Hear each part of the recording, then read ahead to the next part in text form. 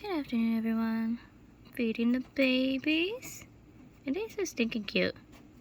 Oh my god, the fruit flies are all over them. I just got done feeding my pumpkin patch too. Pumpkin patch is actually doing good so far. It's so freaking tiny, it's hard to see it. But yeah, they're doing amazing. So I'm happy about that. Especially since I lost my 2 Brazilian blues, my slings. Not happy about that.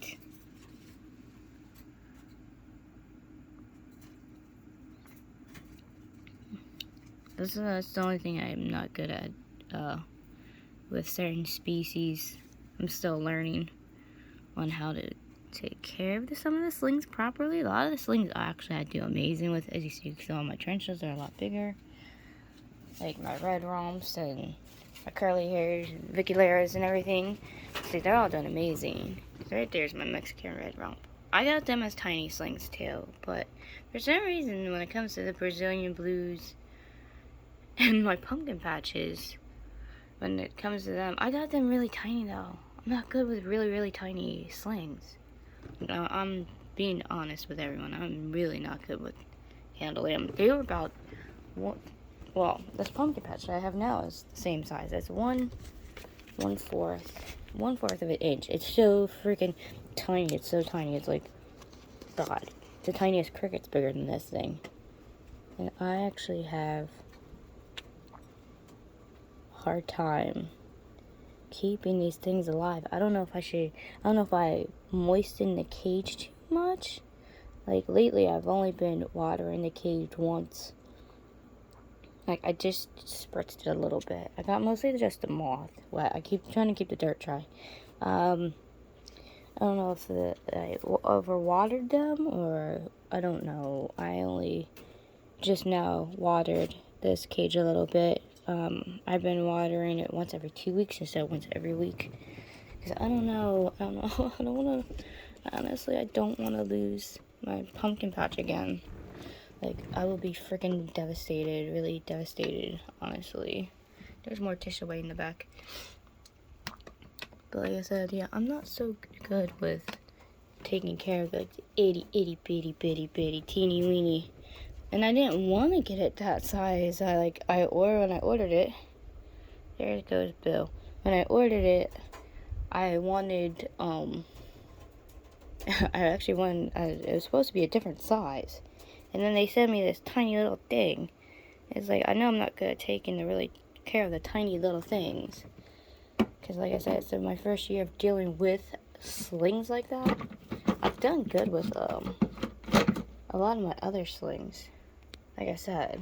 So that's why I got them, because the Brazilian blues and stuff, because I did really good with the Veracruz red romps and the Trinidad species, and my GBTBs are doing amazing, so I tried Brazilian blues. Well, truth be told, my Brazilian blues I'm not so good with.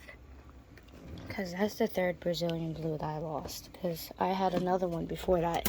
And then I ordered 2 more to try again. And they came even smaller than the original one that I lost. And it's like, you gotta be kidding me. But see, as my other tarantulas are doing gorgeously, that's coconut. GBBs are doing beautifully. Like, all my other tarantulas are doing beautifully. I just don't know why. When it comes to the Brazilian blues and the pumpkin patches, I honestly fail at. I'm not gonna lie, I fail at keeping them. And it's really getting disappointing because... And I haven't been able to find an older Brazilian blue because that's what I've been trying to do. I've been trying to find like a juvenile or adult. And I have not been able to find any. So if anybody knows a website that has bigger size Brazilian blues and pumpkin patches for a fair price, please let me know in the comments. Because I'd really like to know. Oh, that one's out. You see its legs? No, don't, camera. Of course it's going to do this to me. Why not? I gotta be careful because this... I'll try to get in there before I spook it. That's my baboon. That's my Starburst baboon. Haven't been able to see the little feisty thing since I got it.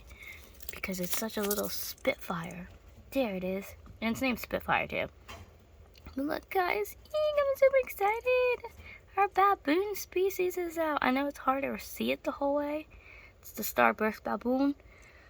But at least we can somewhat see it. I know as soon as I pull the cage out, I'm not going to be able to really see it.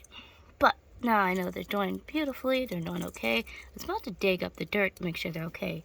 But I was worried about the little Spitfire trying to run out like the last time. Because last time it ran out of its cage. But as you see, my baboon's doing beautifully. I know later on I want to dig up the Naples Earth Tiger because I want to make sure they're doing okay. Because I haven't seen them either since I put them in there. So that's another one I want to check. But now that I know my baboon species is doing okay, then the Naples Earth Tiger should be okay.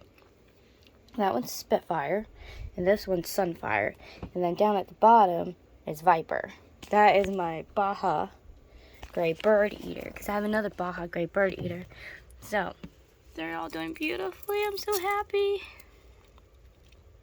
Yeah, I don't have to worry about digging every way up. And obviously, Night Fury's down there, and Pumpkin's right there. Pumpkin is just in a medical housing thing because she hurt her foot molting. I had to amputate half her foot. So that's why she's not up here right now. The GBB's in there instead. And they're doing beautifully. Ivy's over here, which is another Viculera. And as you see, we've been seeing Sana lately. Sana's being rehoused soon. Sana is my pink Trinidad pink, here's what it say. My Trinidad olive is doing beautiful. All my tarantulas are doing beautifully. I'm actually really happy about that. So, this Cersei's crazy, but my skink, my African blue-tail skinks are so funny. They're the funniest little lizards ever. They're a great species to have. If you want to have a funny little sassy lizard, get African blue-tail skinks. They're so underrated. Like, I don't see that many people having them. They all get the big, the blue tongue skinks and stuff like that. But these little skinks, they're so underrated, guys. They're so freaking cute. And they're funny. They're really funny. My pair is comical. Blue and Cersei are hilarious. And like I said, there's Reaper. My Mexican red rump. Oh yeah, my Mexican fire leg is doing beautifully too. They're doing gorgeous, so I'm happy about that. So all my tarantulas are doing very, very beautiful.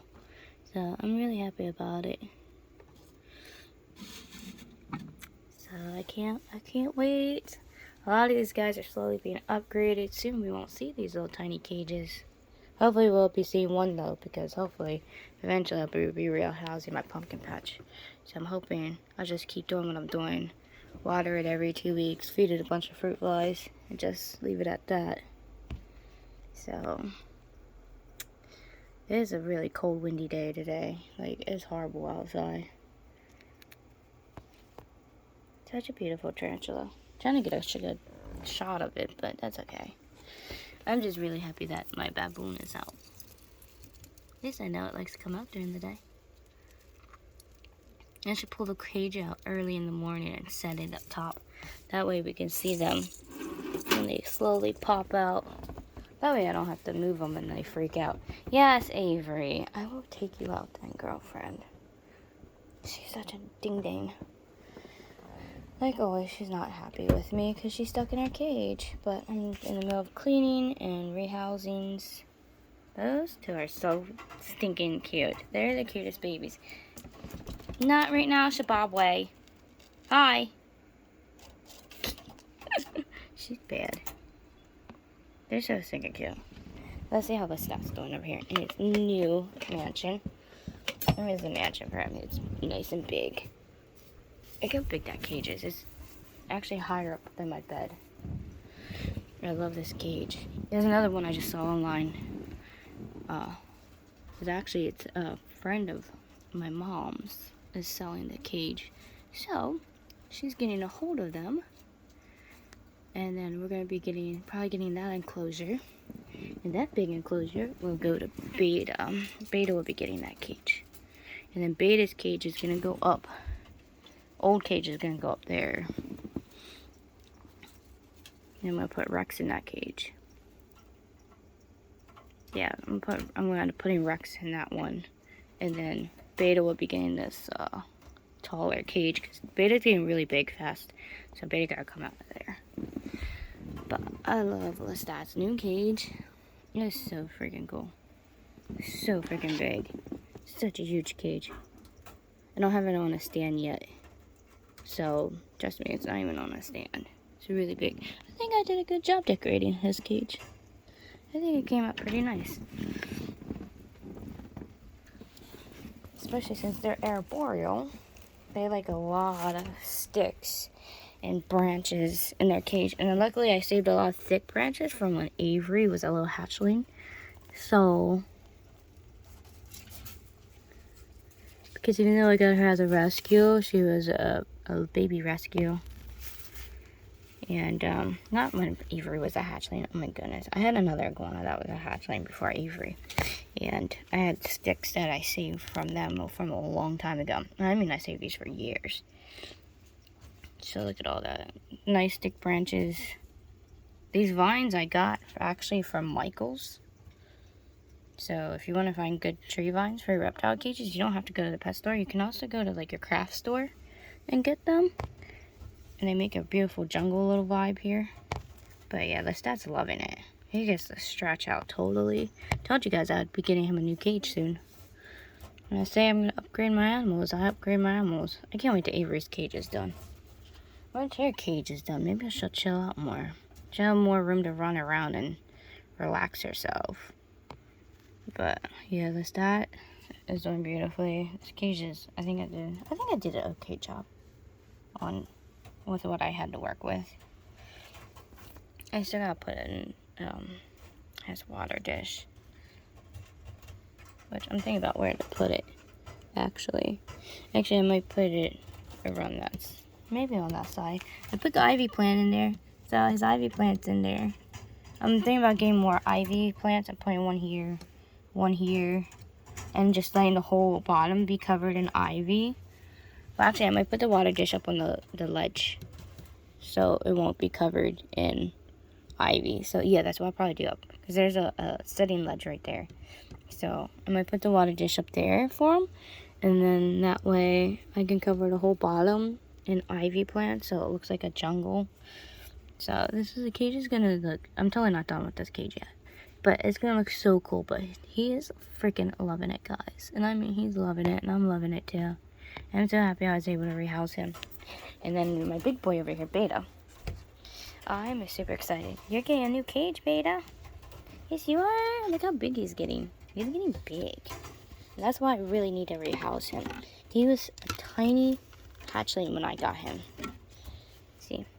Beautiful. So, now that he's a lot bigger, he's definitely being rehoused. Sorry about that, guys. My dog's a psychopath. She just doesn't know when to stop. The kid's following me around. Hi. You want to say hi to everybody? Say, I'm Avery. I'm mommy's bad baby girl. Yep, I'm a naughty iguana. Hi, baby. It's okay. I know. She's so spoiled. Ridiculously spoiled. I will let you out later, my love. Okay, later you will come out. I promise this to you. She's so spoiled. She doesn't like being in her cage, but it's during the day. The lamps are on. I don't want her getting burnt. It's the only reason why she's not out. But yeah, as I was saying, Beta is being upgraded. Of course, they're going to have a lamp on top of their cage. I don't have a lamp on here right now. Their lamp's going to have just UVB. These guys don't like a lot of heat, so don't, when you get crusty geckos, do not put heat bulbs. Unless your house is really, really cold, then I'd get a low wattage heat bulb for them. But for the most part, if your reptile room is warm, or wherever you house them is already warm, just get them a UVB bulb. Because I have a UVB bulb coming for him. That's the only reason why his lamp's not hooked up right now. Because the UVB bulb freaking died. Go figure. I was moving the cages around. I knocked the lamp over and I accidentally killed his bulb. So, that's my fault. Because that happened with Rex's bulb too. But Rex gets heat bulbs. So luckily I had a heat bulb to change his. But I didn't have backup UVB bulb for my boy Beta here. But I can't wait because his is a 20 gallon. No, 40 gallon. It's a 40-gallon tall tank. So I'm gonna have to take this stuff down because it's gonna come. It's coming up here, and then she's gonna get another new tall tank. Everything's changing. I'm changing everything with these guys, and obviously the leopard geckos are getting long tanks, 40 gallons and stuff. So they're all being rehoused into the cages, and all the 10 gallons, 20 gallons that I have, a lot of them will be going for the tarantulas. Because as a lot of these tarantula species get bigger, obviously they're going to need bigger cages. And I want them to have nice big homes. So a lot of them are going to be going into the bigger tanks and stuff. Now the little pipsqueaks over there, they'll probably go into something like this next soon. So they're not going to be in there long. So they'll be in one of these tanks soon, or something like this. That way I know they can't get out of anything like that. So when I upgrade her, they'll probably be going into this tank, which will be a huge enclosure for them. I'm going to redo the whole thing for them. Their setup's totally different because they need sand and Ego Earth. So their cage setup's going to be totally different. So they're like kind of like the dune geckos. They're kind of like the dune geckos. But yeah, they're not staying in here much longer either. They need much more space to run around. I think once I'm done with the fruit flies and they upgrade to little tiny pinheads is when I will rehouse them. So soon enough, and it don't take long for lizards to grow, honestly. We all knew this. So soon we're going to see scenery rehousing with these two cuties. So I'm excited. Everything is changing. We're going to have new stuff going on. So... But I got some cages to clean, some stuff to work on. And I just wanted to show you how Lestat's doing in his new cage and how the little babies are doing. How Avery's being naughty. But anyways, I will catch up with you guys later on.